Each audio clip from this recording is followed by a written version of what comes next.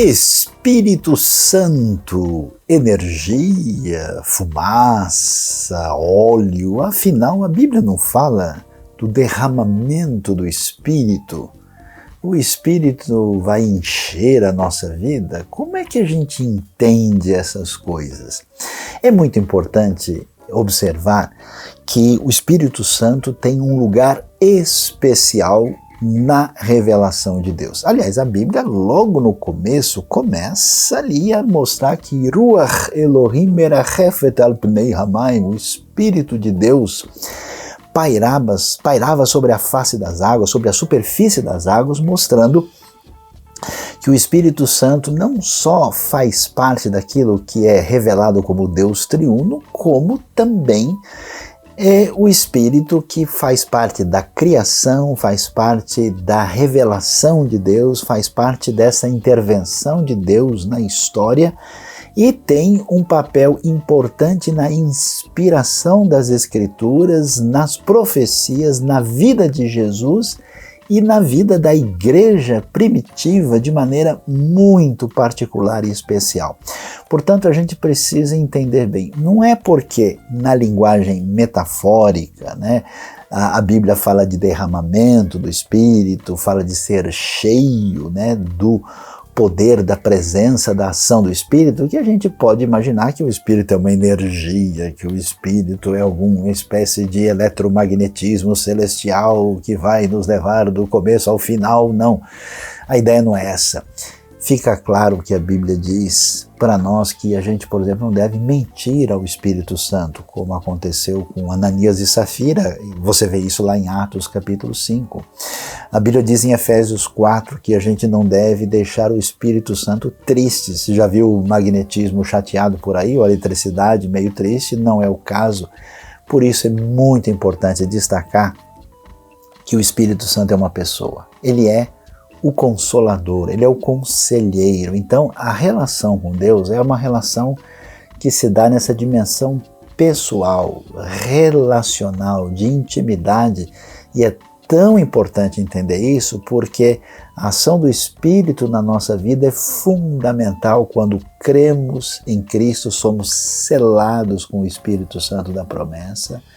Quando caminhamos na fé, devemos buscar esse enchimento do Espírito e somos chamados a manifestar o fruto do Espírito, e a garantia da nossa redenção está exatamente nisso que é chamado às vezes de penhor, de sinal de que o Espírito Santo garante a nossa redenção futura. E tem mais. A obra de Deus através da história não é pela nossa força, inteligência ou poder, acontece pelo poder do Espírito Santo de Deus. Sejam cheios do Espírito.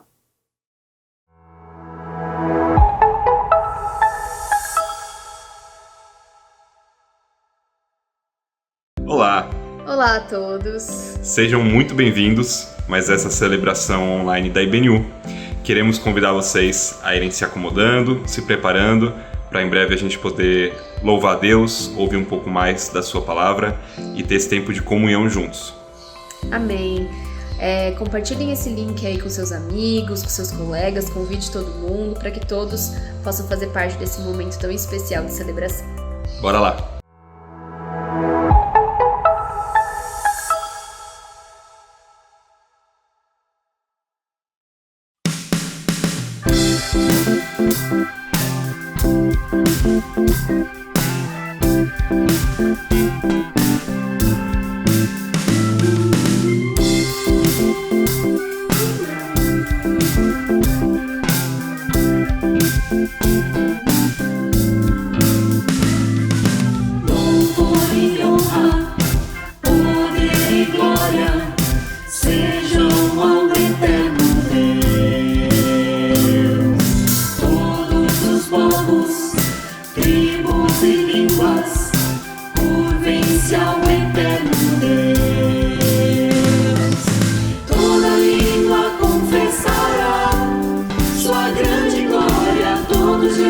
Se dobrará, em louvor seja exaltado.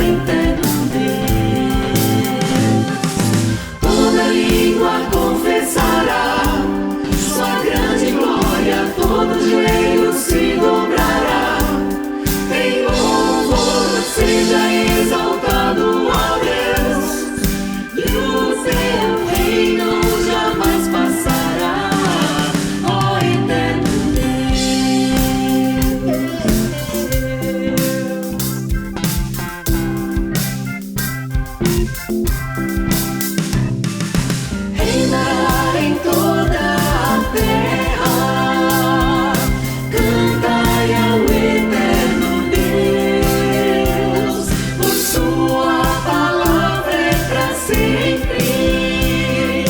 Cantai ao eterno Deus, reinará em toda a terra, cantai ao eterno Deus, pois sua palavra é pra sempre. Cantai ao eterno Deus, toda língua confessará sua grande glória, todo joelho se dobrará. Em louvor seja exaltado, ó Deus, e o teu reino jamais passará, ó eterno Deus. Reinará em toda a terra, cantai ao eterno Deus, por sua palavra é pra sempre. Cantai ao eterno Deus, toda língua confessará sua grande glória, todo joelho se dobrará. Em louvor seja exaltado, ó Deus, e o teu reino jamais passará, ó eterno Deus, ó eterno Deus, ó eterno Deus.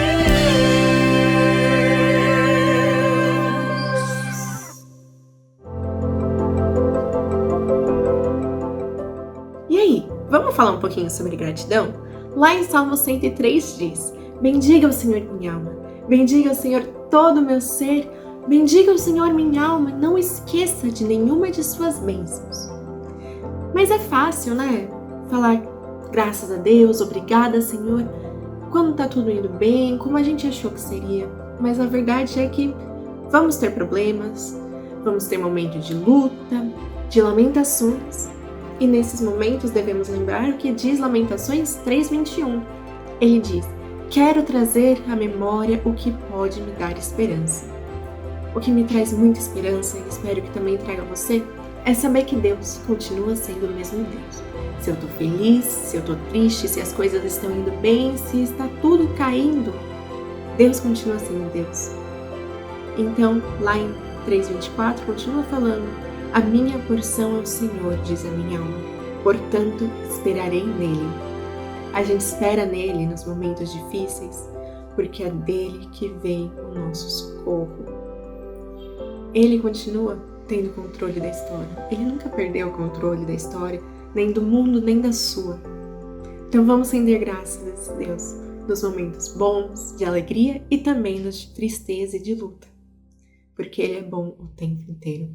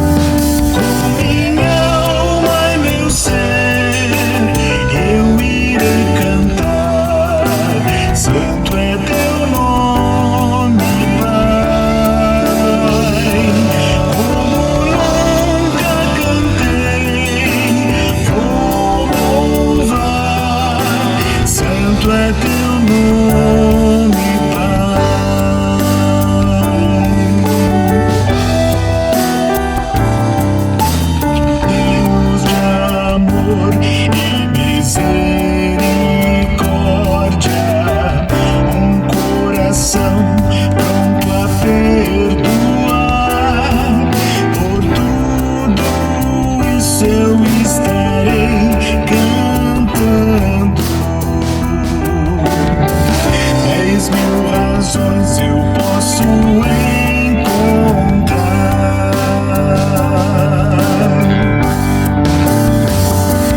Com minha alma e meu ser eu irei cantar. Santo é teu nome, Pai. Como nunca cantei, vou louvar. Santo é teu nome, Pai.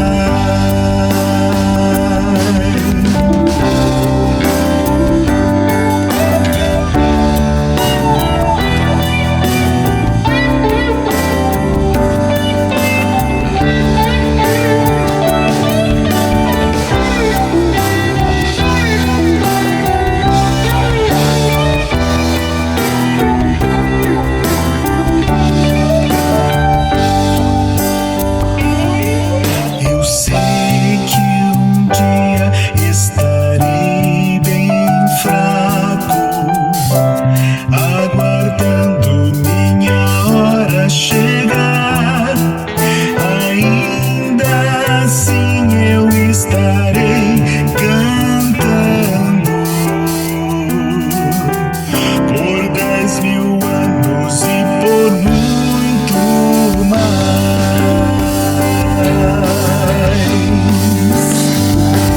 Com minha alma e meu ser eu irei cantar.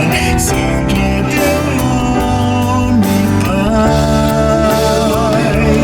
Como nunca cantei, vou louvar. Santo é teu nome, Pai.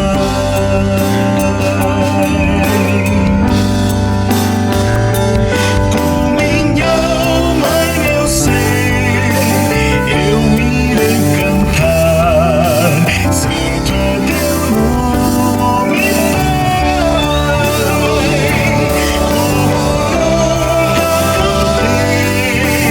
Vou louvar.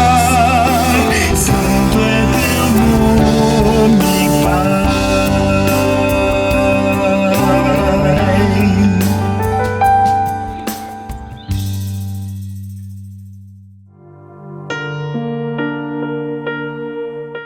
Chegou a hora de nós conversarmos com o nosso Pai. Vamos orar? Querido Deus, Pai amado, muito obrigada, Senhor.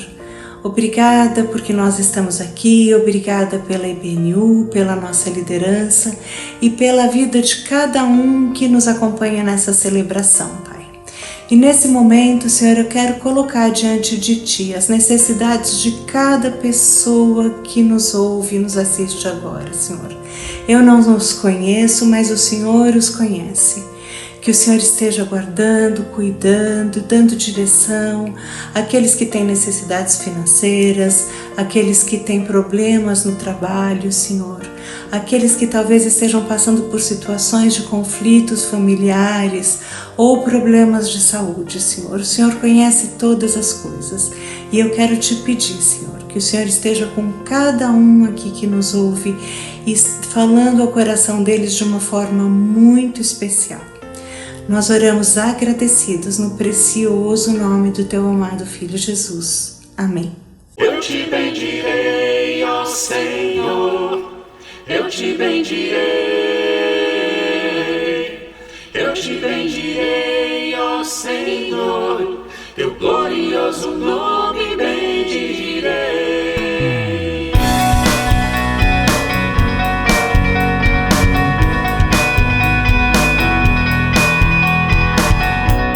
Eu te bendirei.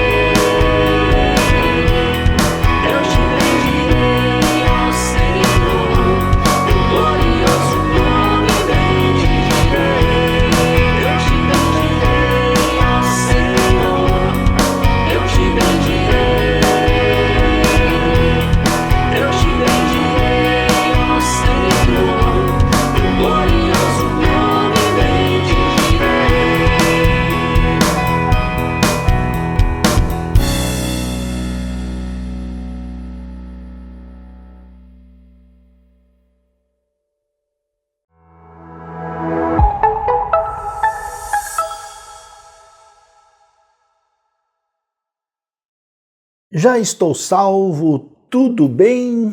Não vem que não tem. Pois é, nós vamos agora refletir sobre o que a palavra de Deus tem a nos ensinar sobre essa questão. Todo mundo sabe, todo mundo que conhece a Bíblia, que entendeu o ensino do Novo Testamento, nós somos salvos pela fé, pela graça, por Cristo Jesus. A salvação é um presente de Deus, nos é dado por aquilo que Cristo fez em nosso favor e não naquilo que fazemos. Então muita gente pensa, olha só, eu já estou salvo, tudo bem, e eu vou seguindo a minha vida aqui simplesmente sem qualquer preocupação com a minha caminhada de fé, minha caminhada de espiritualidade. Então essa conversa, eu já estou salvo, tudo bem, nem vem que não tem.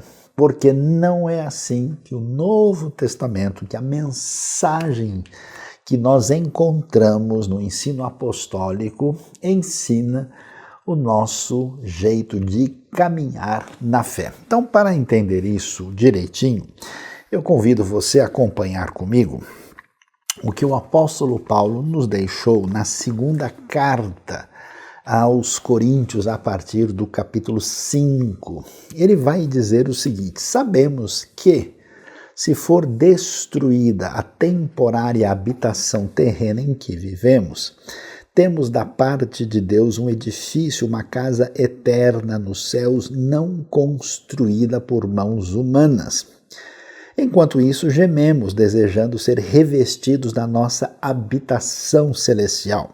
Porque estamos vestidos, não seremos encontrados nus.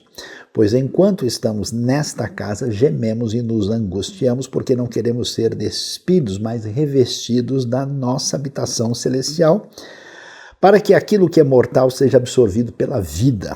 Foi Deus que nos preparou para esse propósito, dando-nos o Espírito como garantia do que está por vir. Portanto, temos sempre confiança e sabemos que, enquanto estamos no corpo, estamos longe do Senhor, porque vivemos por fé e não pelo que vemos.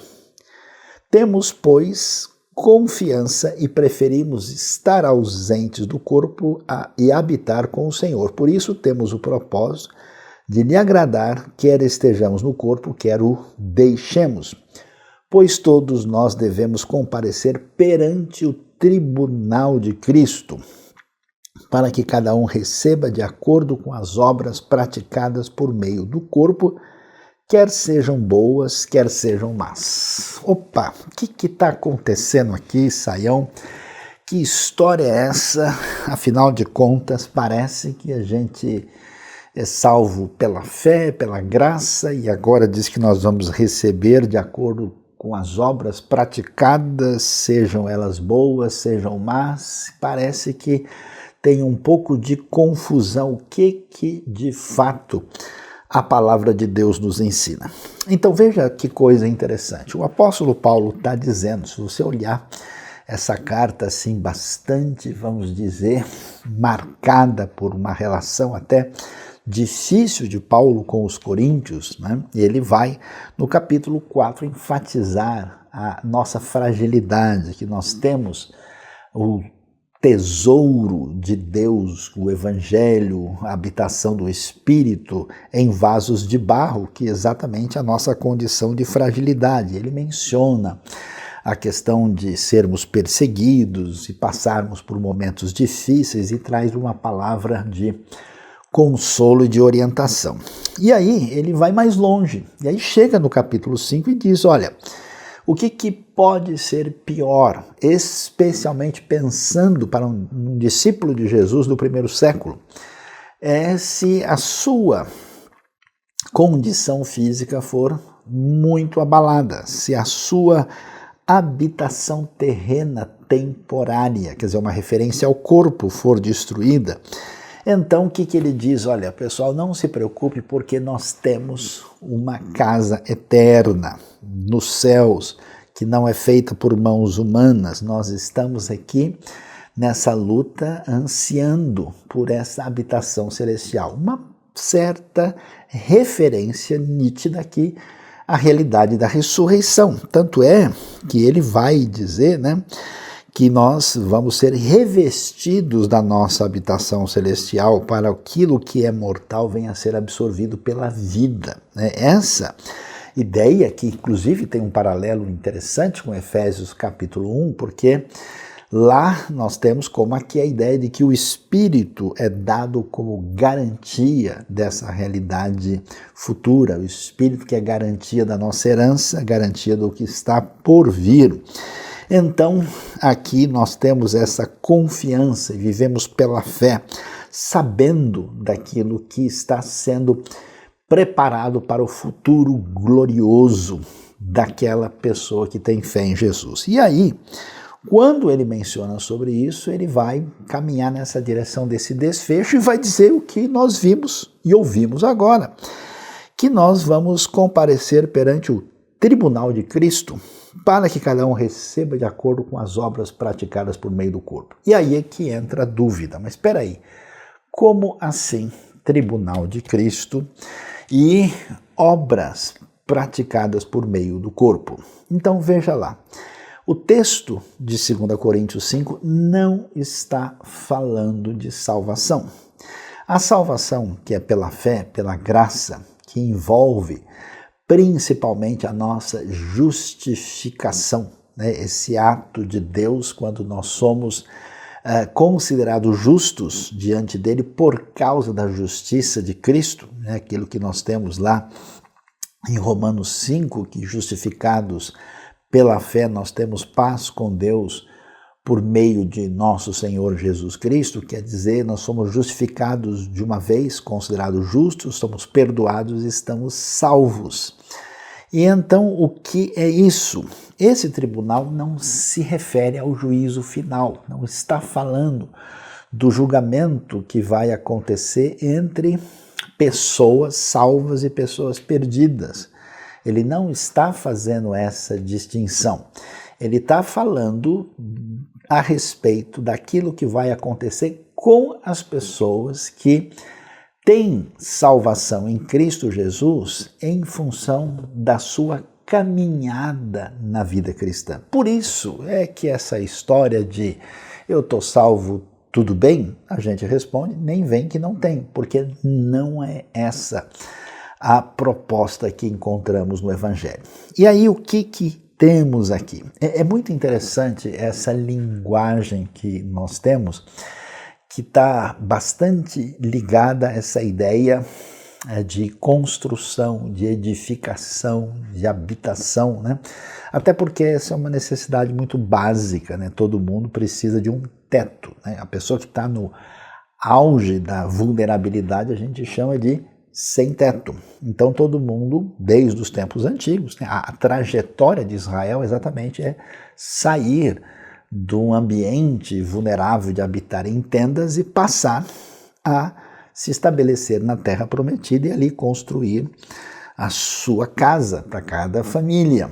Depois nós vamos ver até essa ideia de construção de uma casa em honra a Deus. Por isso que você vai ter o templo, E essa linguagem é tão forte que Deus também prepara uma casa para Davi, onde vem a dinastia, a linhagem messiânica. Então essa ideia de casa, essa ideia de construção, essa ideia de edificação, ela aparece metaforicamente muito trabalhada, e ela aparece aqui quando fala da nossa condição, nossa expectativa de redenção, e o texto vai terminar aqui mencionando essa questão de comparecer diante do tribunal de Cristo. E olha que essa linguagem, ela é já presente, por exemplo, quando também o apóstolo Paulo fala em Romanos 14, ele vai dizer o seguinte, e é interessante que é um contexto que tem uma certa similaridade com o que acontecia em Corinto. Ele vai dizer o seguinte: portanto, você, porque julga seu irmão, Romanos 14, verso 10, e prossegue, e porque despreza seu irmão, pois todos compareceremos diante do tribunal de Deus. Uma linguagem que evoca que ele está falando da mesma situação, não é tribunal de juízo final. Aqui está falando daqueles que estão dentro da comunidade da fé e estão numa atitude de juízo indevida. uns contra os outros, porque está escrito: por mim mesmo jurei, diz o Senhor, diante de mim todo joelho se dobrará e toda língua confessará que sou Deus. Quer dizer, uma linguagem que diz, pare de julgar, porque só eu sou Deus, o resto tudo deve se dobrar diante daquele que é o único juiz.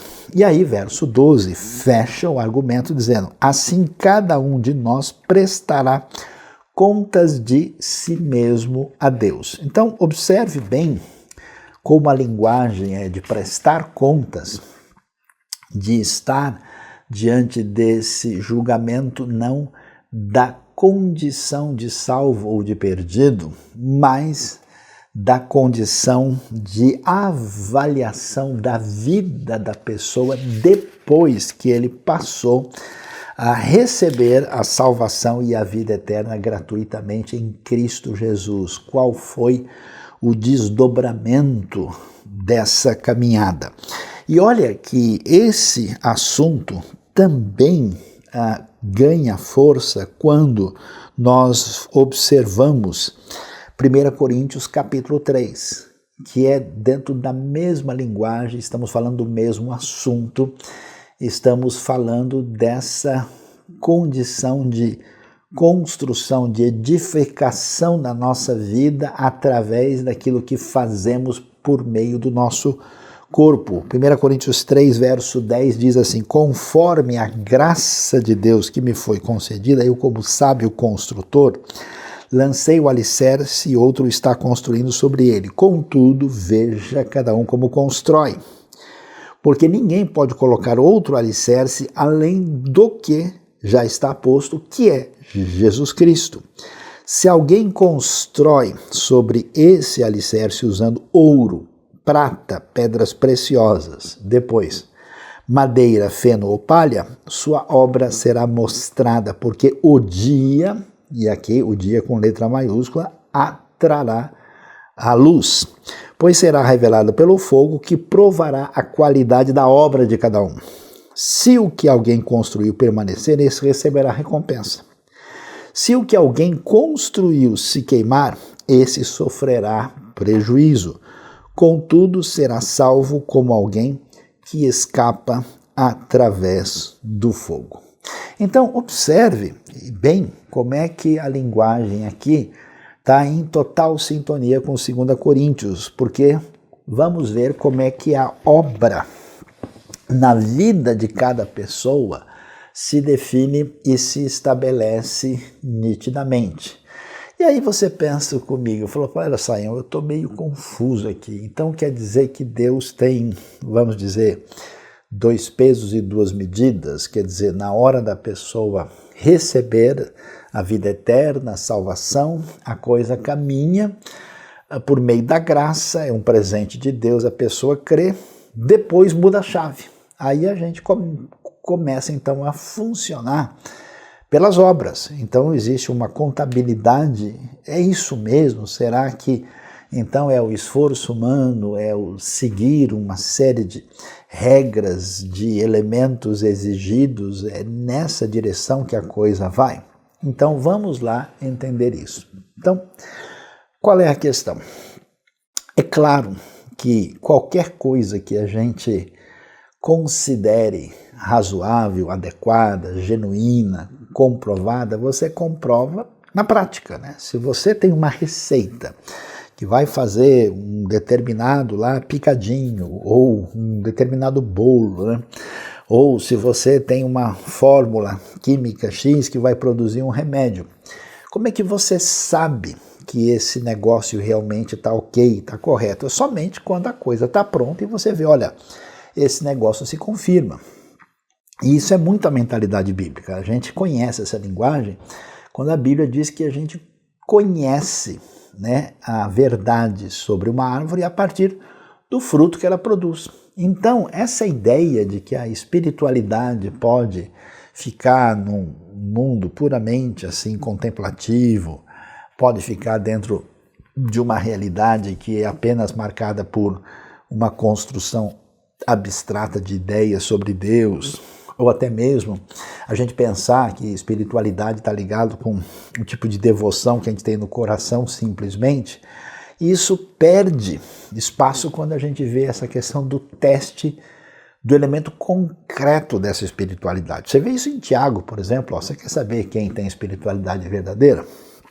É quem visita os órfãos e as viúvas nas suas tribulações. É a pessoa que se afasta da corrupção que existe nesse mundo. Então, percebe? E aí que está a questão que às vezes a gente não entende, né? Então, por que é que a gente então não vai ser salvo por meio dessas coisas concretas que a gente produz? E por que a nossa tentativa de fazer as coisas pela força, pela força humana, né? Quando a gente olha o critério de Deus, isso acaba sendo reprovado, porque não é autêntico.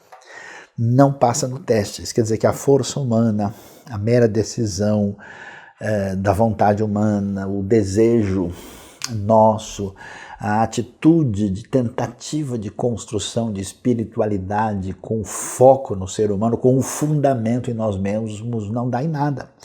Então, o que a gente descobre? Que a verdadeira relação com Deus e com o próximo, ela se dá a partir desse fundamento que é Jesus Cristo. E o que quer dizer que o fundamento é Jesus Cristo? Que tudo que acontece decorrendo da obra da cruz, decorrendo da verdade que Deus amou o mundo de tal maneira que Ele deu seu Filho único para que todo aquele que nele crê não pereça, mas tenha vida eterna. É a graça de Deus que produz, de fato, aquilo que produziu, por exemplo, na vida de Zaqueu. Quando você vê Zaqueu, aquele indivíduo de uma família religiosa, que para tentar ganhar a vida e viver bem, traiu seu próprio povo, passou a trabalhar para os romanos e se tornou uma pessoa desonesta, quando ele é atingido pela graça de Deus em Cristo Jesus, Zaqueu muda completamente.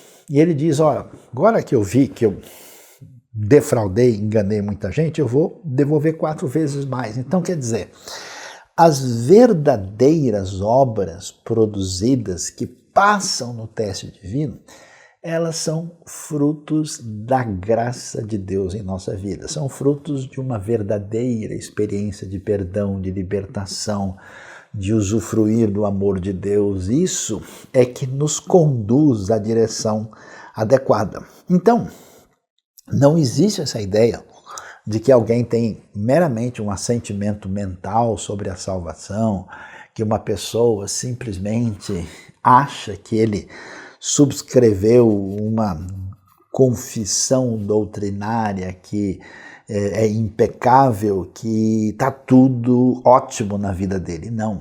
A verdade é que a fé verdadeira produz obras decorrentes da fé e, como diz Tiago 2,24 vai dizer exatamente isso. A gente conclui que o homem é justificado não somente pela fé, mas também das obras decorrentes dessa graça de Deus que atua na vida dele. Por isso a gente começa a entender, então, essa linguagem que aparece aqui, tanto em 2 Coríntios 5 como em 1 Coríntios 3.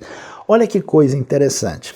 Quando ele diz ele menciona, né, essa realidade do que está sendo construído. E ele vai falar de 3 coisas: ouro, prata e pedras preciosas. E aí você pensa, mas o que quer dizer isso exatamente? Quando a gente entende o cenário, né, da realidade da terra de Israel e daquela região, com um clima desértico, muitos lugares semiáridos, com verões muito quentes, a gente sabe muito bem o que é a situação terrível de um incêndio. E quando um incêndio acontece, ou mesmo quando, por exemplo, o templo de Jerusalém foi destruído, foi incendiado, a pergunta é o que sobra e o que acaba. E o que não vai ser atingido, destruído pelo fogo? Ouro, prata e pedras preciosas. E é interessante, muitos estudiosos fazem até uma associação de que esses elementos estão destacados como elementos que fazem parte, por exemplo, da construção do Templo de Salomão. Tenta-se até fazer uma conexão que ouro, prata e pedras preciosas têm a ver com Nosso compromisso com a verdade, com a doutrina, tem a ver com a nossa devoção verdadeira e tem a ver com a nossa prática em serviço diante de Deus, né? E o que acontece? A figura aqui é que esses elementos estão passando por um teste de fogo para saber qual é a genuinidade daquilo que é feito. Veja que isso é interessante, porque 1 Coríntios 13 vai dizer que alguém pode até mesmo queimar o seu corpo, né, por uma determinada situação, sem ter amor, isso nada seria. Isso quer dizer que a gente pode fazer uma série de coisas que não são obras decorrentes da graça e do agir do Espírito na nossa vida. E essas coisas não subsistem. Então, quer dizer, o que a gente vê no mundo, né, a gente vê muita coisa ganhar, assim, todos os efeitos do marketing, vemos um negócio de perfil holofótico, vemos coisas que talvez as multidões até deliram, mas de repente uma coisa dessa pode não ter nenhum valor diante de Deus. E às vezes o que alguém fez lá no oculto, né, da sua casa, no cantinho do seu quarto, numa visita a uma pessoa necessitada, no anúncio do evangelho, em ajudar quem está sofrendo terrivelmente, isso vai contar. Então a distinção é essa, que existe um tipo de obra que é madeira, feno ou palha, ou seja, esses três elementos diante do fogo não subsistem. Então vai ser a hora em que a obra será mostrada, porque o dia a trará, pois será revelada pelo fogo, que provará a qualidade da obra de cada um. E olha que coisa interessante, como comprova-se no texto que aqui nós não estamos falando de salvação, porque o versículo 15 diz que se alguém construiu se queimar, ele vai sofrer prejuízo, contudo será salvo como alguém que escapa através do fogo. Quer dizer, a pessoa, não como se imagina, né, de maneira às vezes popular, vai perder a salvação por não ser um cristão consagrado e dedicado. Não é isso que o texto está dizendo, não vai perder, não existe essa questão aí apresentada dessa forma no texto, mas que vai haver uma avaliação do tipo de vida que a pessoa viveu, com certeza sim. E aí a pergunta para nós é como é que nós estaremos, porque todos nós vamos estar diante do tribunal de Cristo. E aí quando olhamos para essa palavra tribunal, nós temos uma palavrinha grega chamada bema, que no grego moderno se pronuncia vima. E bema literalmente é uma plataforma, um lugar elevado. Os arqueólogos, por exemplo, em Corinto, quando escavaram ali a região, eles localizaram o lugar que era o tribunal da cidade. Aliás, é o tribunal mencionado em Atos capítulo 18, quando Paulo vai aparecer ali diante de Gálio, na situação do julgamento dele em função das acusações de que ele está trazendo tumulto ali para a cidade.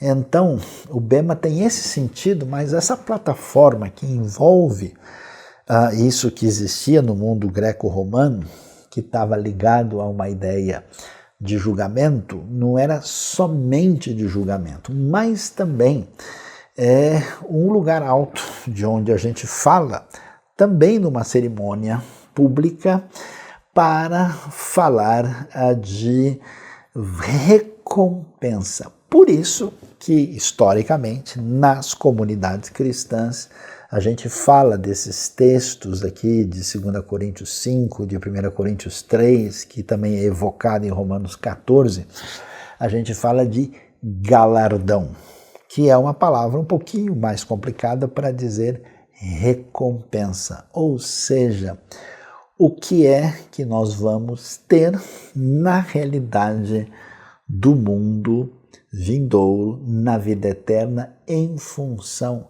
do tipo de vida que nós tivemos aqui. Então, a gente pensa, agora eu estou salvo, está tudo bem, nem vem que não tem.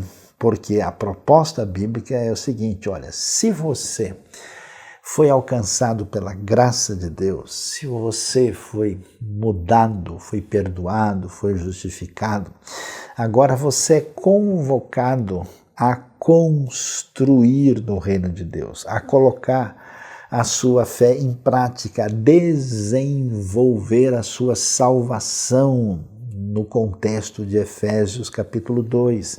Aquilo que começou com uma porta também é um caminho até chegar o destino final da sua caminhada, e você deve semear para a vida eterna.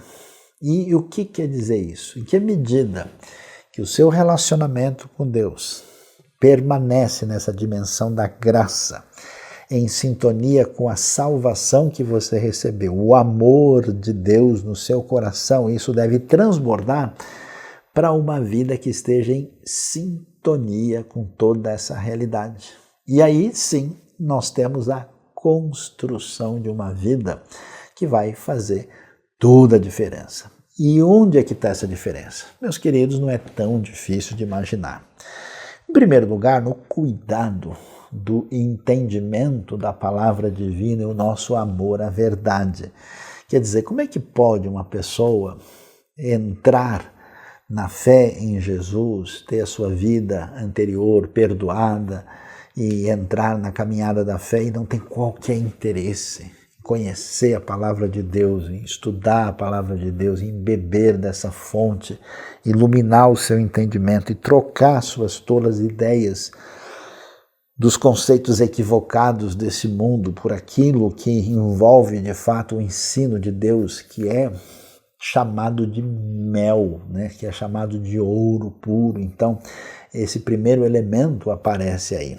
Depois, a nossa caminhada na nossa devoção em relação a Deus. Quer dizer, como é que a nossa conexão, nossa vida de adoração, nossa vida de oração, nossa vida de envolvimento pessoal, de intimidade, de relação com Deus a partir daquilo que Ele nos revela. E isso traz o que para a gente? Traz a tarefa constante de examinar a si mesmo, né, para pedir perdão pelos pecados praticados, né, a gente tomar o cuidado no nosso relacionamento com os outros, não permitir que a gente se encha de amargura, de ódio, de ressentimento, de vingança contra as outras pessoas, ou mesmo de amargura contra Deus. Quer dizer, é um caminho no nosso coração, porque o objetivo da vida de quem é discípulo de Jesus é ser semelhante a Jesus. E claro, na sequência, isso envolve uma vida de serviço, de dedicação a Deus, porque o que de fato é importante na nossa vida? O que é importante na nossa vida é aquilo que ocupa a maior parte do tempo na nossa cabeça, no nosso entendimento. É aquilo que ocupa um lugar maior no nosso coração, é a nossa paixão, aquilo que a gente faz qualquer coisa por aquilo. Então eu vejo uma pessoa, por exemplo, que é fã de corrida, ele vai ver a corrida lá no outro país, a pessoa é fã do seu time de futebol, ele faz qualquer coisa para não perder a final do campeonato, ele vai vender um carro para poder assistir um jogo na Copa do Mundo, a pessoa faz de tudo, né, para... Então a pergunta é: onde é que está o Evangelho nesse escopo para você, né? E, claro, isso envolve também o que a gente faz, não só o que eu gasto de energia e de concentração com o meu entendimento, com o que ocupa lugar maior no meu coração e o que eu faço na prática. Quais são as prioridades do último mês da sua vida? O que você fez em favor de alguém? O que você praticou em sintonia com o que o Evangelho nos apresenta? O que ocupou a sua prática especificamente? Veja que a Escritura fala para a gente que a gente falha por aquilo que a gente faz errado, ou aquilo que a gente comete, até que ninguém pode dizer que está errado, mas com motivação errada, e aquilo que a gente deixa de fazer. Então, a gente está construindo isso. Então, o que acontece na prática? À medida em que a pessoa, por razões de perder o rumo adequado na sua caminhada de fé, essa pessoa fecha o seu coração, a sua mente, a sua vida para a graça de Deus, então ele passa a ser alguém improdutivo no reino de Deus. Ele passa a ser uma pessoa que não faz nada na vida cristã e fica repetindo simplesmente a frase: não, eu estou salvo e está tudo bem, nem vem que não tenho. Você é chamado a servir no reino de Deus e a fazer diferença. Que tipo de realidade você está construindo na sua vida? Por que isso é importante? Eu vejo, imagina, os pais fazem de tudo. Eles mudam de lugar, mudam de cidade, mudam de país, abrem uma poupança porque eles dizem: eu preciso dar a melhor educação para os meus filhos. E o que é que você quer dar para eles? É porque eu preciso garantir o futuro deles. Ah, eu preciso fazer tal curso, eu preciso investir nisso, eu preciso entrar nessa área porque eu preciso me preparar para o futuro. Pois é, e onde está o seu preparo para o seu futuro espiritual final? Quando essa casa aqui não der conta de nada, não puder mais oferecer nada, o que você fará quando estiver do lado de lá? E é por isso nós vamos estar ali.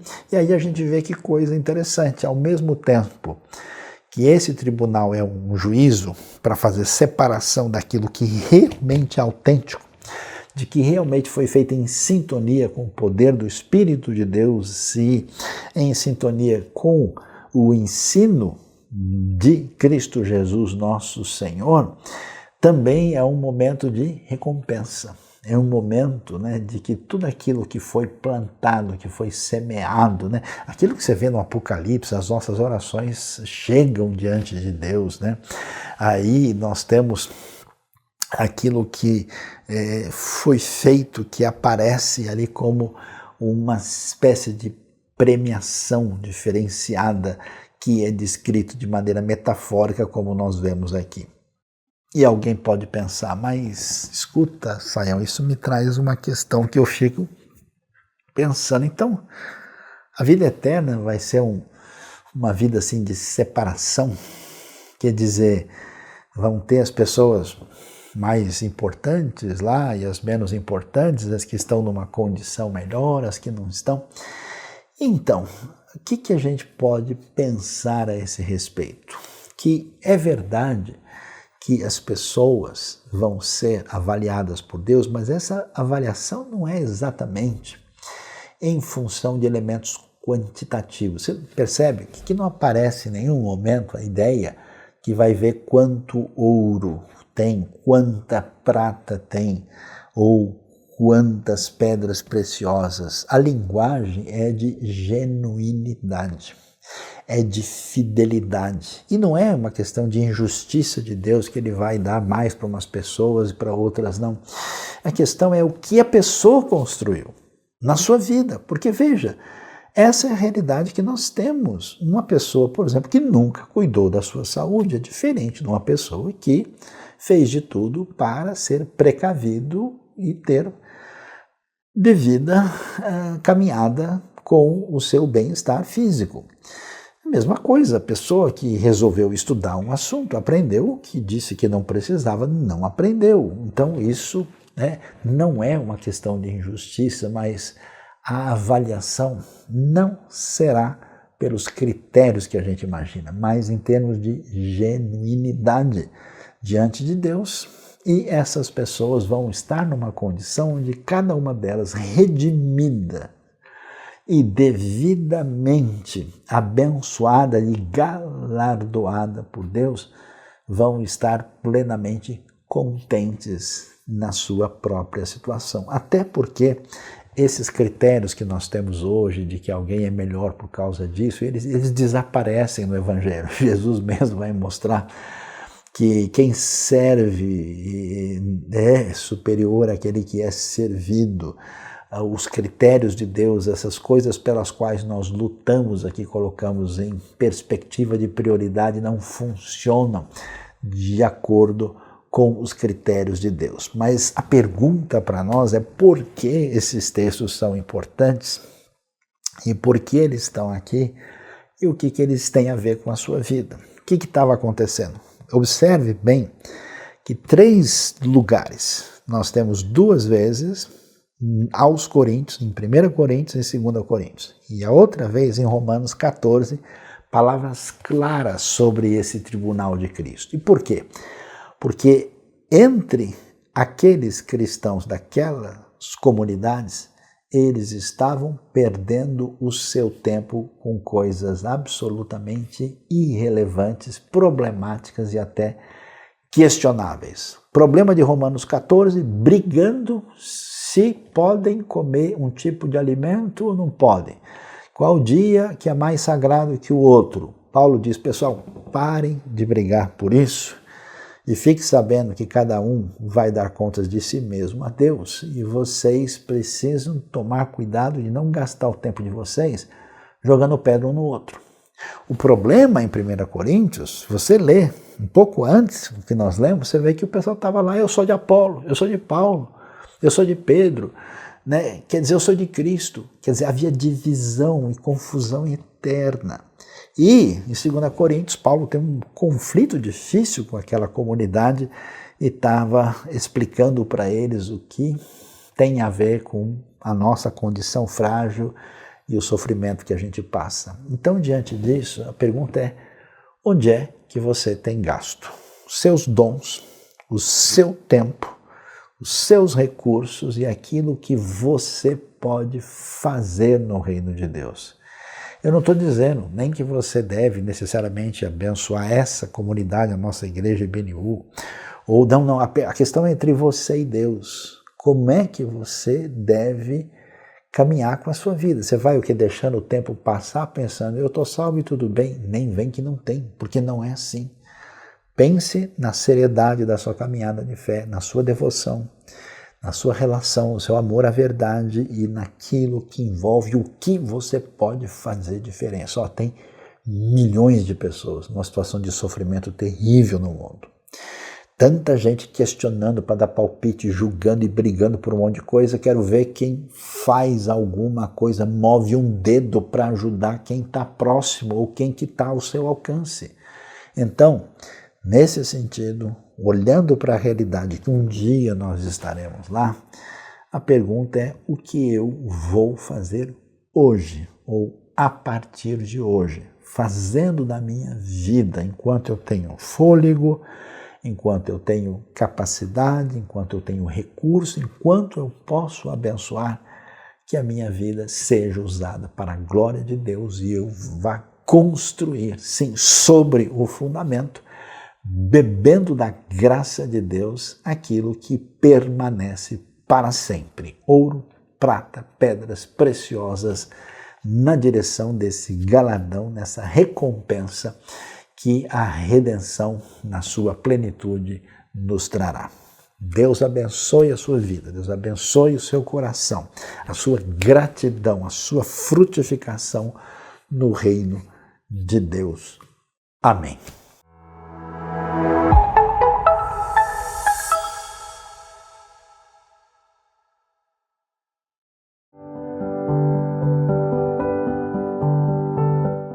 A IBNU tem sido um canal de bênção para muitas pessoas em várias partes do mundo.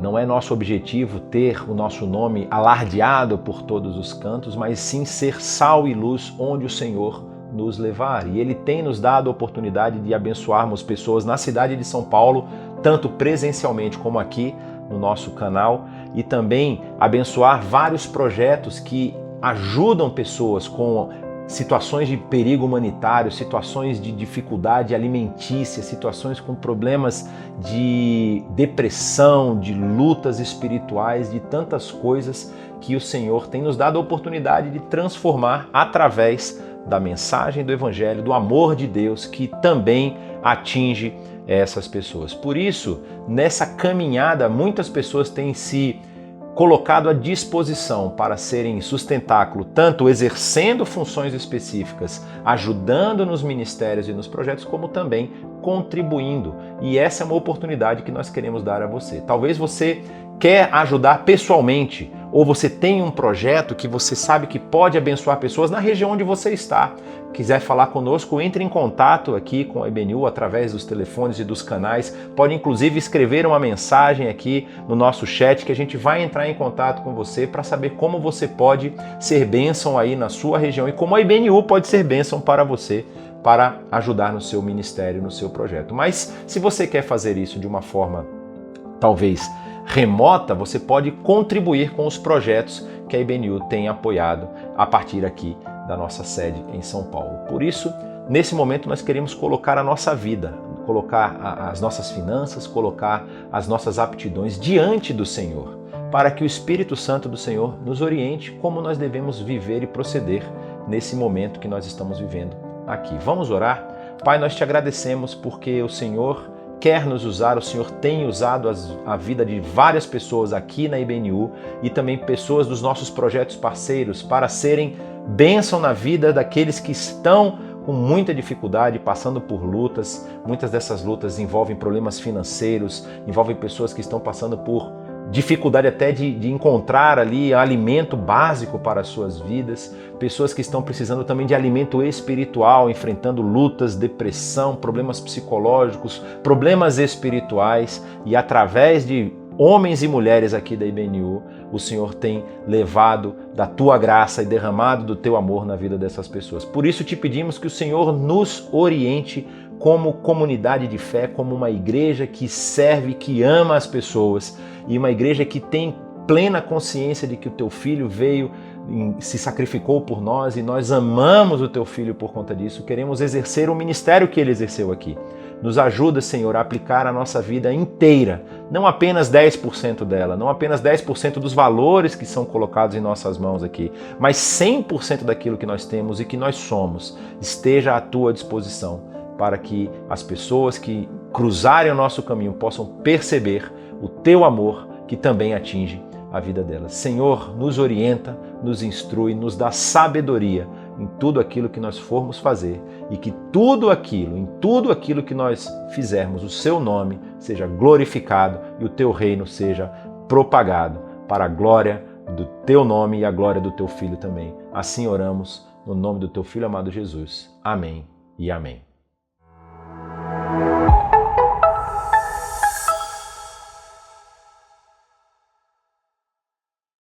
Obrigada por estar conosco mais uma vez. Lembre-se de ativar o sininho para os lembretes, se inscrever e nos seguir nas redes sociais. Te espero na próxima!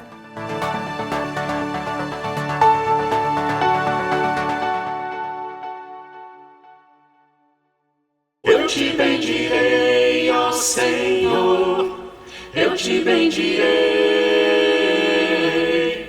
Eu te bendirei, ó Senhor, teu glorioso nome bendirei.